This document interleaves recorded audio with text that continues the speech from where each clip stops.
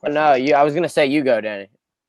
Okay, perfect. I mean, just sort of on that as well, like as we're switching it to more of the football aspect of it. How do you see? Have you enjoyed this season? As you said, you do hope Sporting is champion.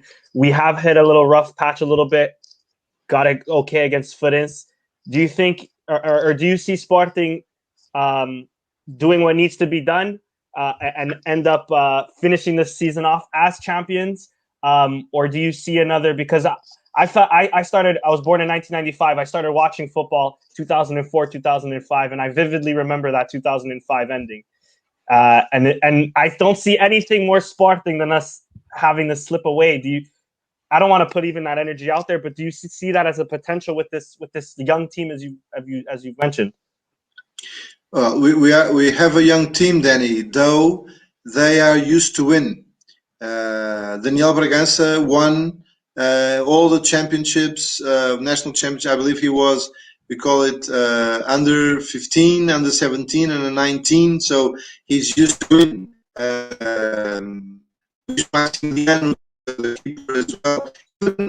So I trust them very much. What we have to win is now the game against the and then the other two games at home.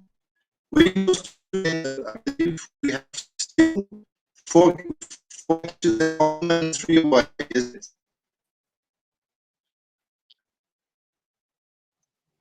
Can you hear me?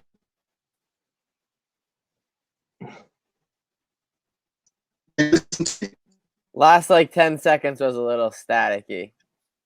Okay. Yeah. Oh, now we can hear you. Okay. So now we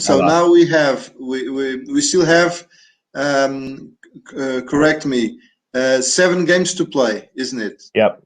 Okay, 4 at home and 3 away.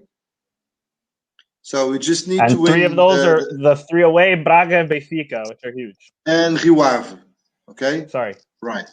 So. And Rio Ave, which is also tough. I remember in the year 15-16, we had 9 difficult games after losing, unfortunately, with Benfica at home. On a game that the referee wasn't right. As you remember, what Renato Sanches did to Brian Ruiz, and he should have been sent off, and he wasn't. Well, let's not mention this. But those 9 games, we had away, Porto away, Braga away, and several other games, and we won them all. In this case, I believe we're going to win easily the 4 games we have at home, and we just need 1 result away. Can be in Braga or can be in Vila do Conde against Rio Ave.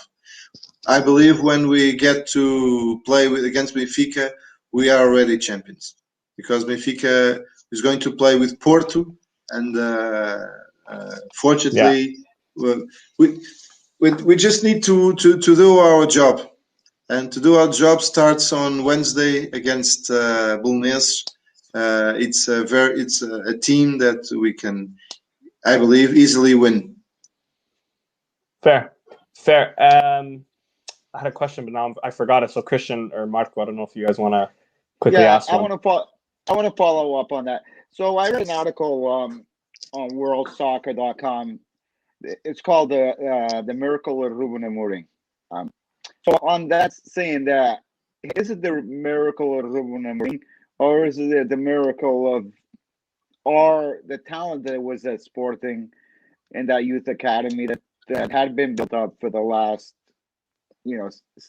6 to 8 years, that we're finally seeing that crop of kids, like you said, Bruno, that won 3 titles in 4 years.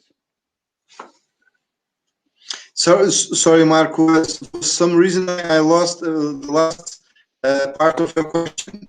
Can you please? Can you hear me now, Bruno?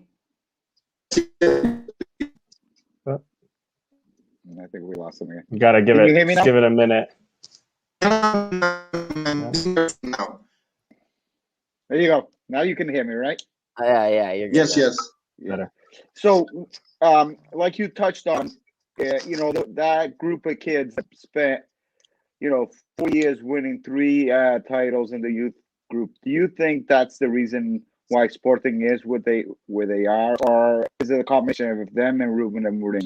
I've been very impressed with Ruben Amorim and what he's done to motivate this young team. So I would like your thoughts on that. Well, first of all, I have to say that when Ruben Amorim came to Sporting, I did not believe he could do such a job.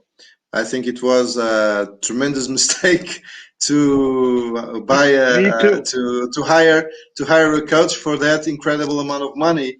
Actually, at the end of the day, with interest and everything, it's now in 14 million, which is absurd. Nevertheless, have to say that he today I feel very happy with the coach. Well, it was a bit disappointing to end on fourth after having 5 points ahead of Braga and losing those 5 points at the end of the last season. Then I was also very disappointed to see Sporting being away from the Europa League at home with Las Clins, which was a team that we should have won. But he created a group with experienced players and our youngsters. And for example, I remember we were losing at the beginning of the championship against Gil Vicente, and then he put 2 players the last 10 minutes, Daniel Bragança and Tiago Tomás, and they created the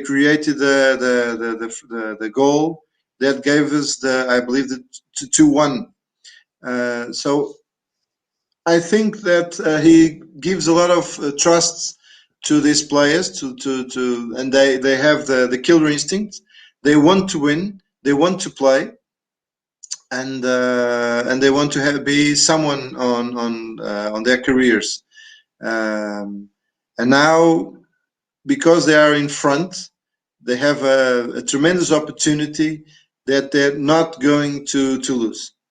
So I think Ruben Amorim also wants to make history in Sporting, and the group that he created, and I see that they are all together, and that is very good to see.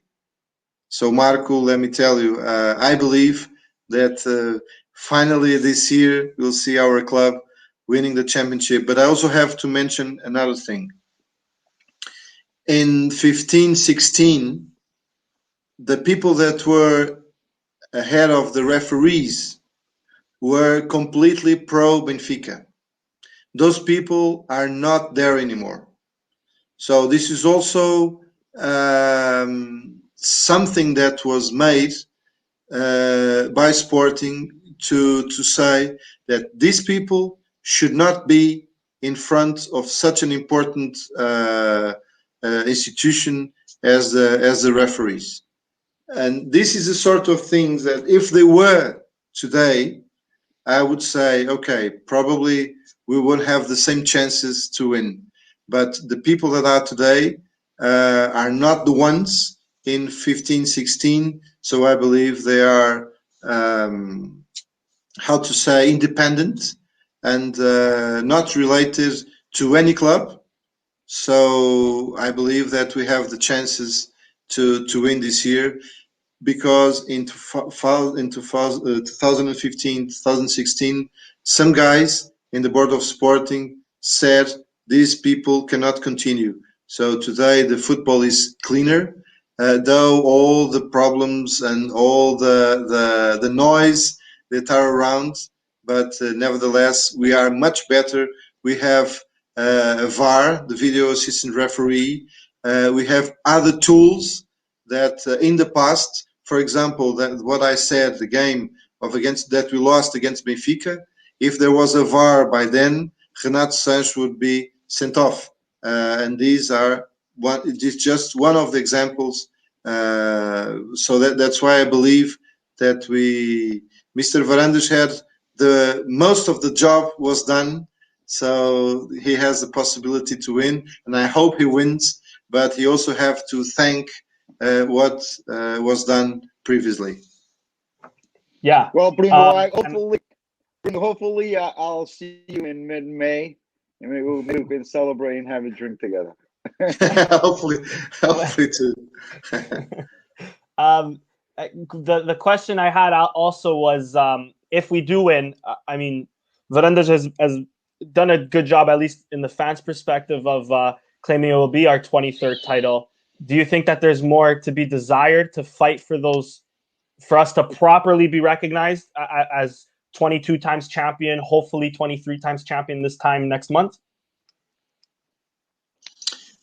Well, when I was in the representative of the League of Clubs in the Federation General Assembly, I made an intervention.